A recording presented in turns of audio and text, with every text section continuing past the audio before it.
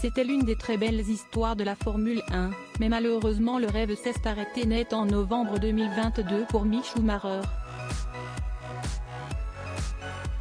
Le jeune pilote allemand de 24 ans avait pourtant réussi l'exploit d'intégrer l'une des écuries participant au championnat du monde de course automobile le plus prestigieux de la planète, mais ses résultats n'ont pas convaincu ses patrons de le garder.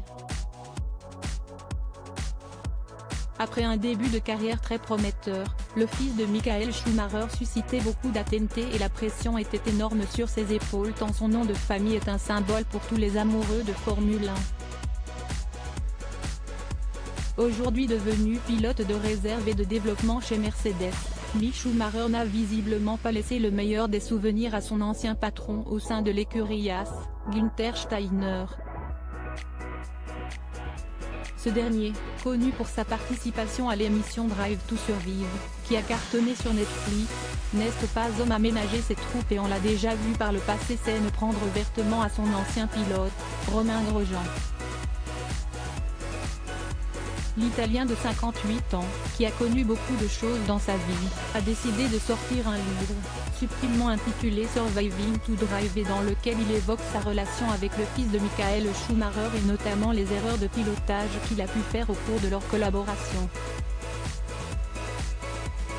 Personne d'autre n'a réussi à détruire une voiture alors qu'il rentrait au stand et Günther Steiner parle notamment du Grand Prix du Japon 2022, lors duquel Mick Schumacher est sorti de la piste durant un tour de rentrée au stand au moment des essais libres.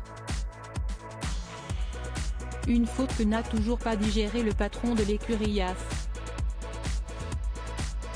Bien sûr, la piste était très humide, mais personne d'autre n'a réussi à détruire une voiture alors qu'il rentrait au stand.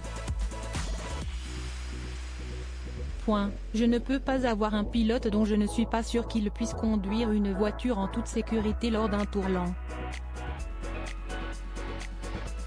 C'est tout simplement ridicule. Combien de personnes pourrions-nous employer avec 700 000 $, se demande-t-il, toujours aussi remonté envers son ancien pilote. La faute de trop visiblement pour Mick Schumacher, dont le contrat n'a pas été renouvelé par l'écurie américaine pour la saison 2023.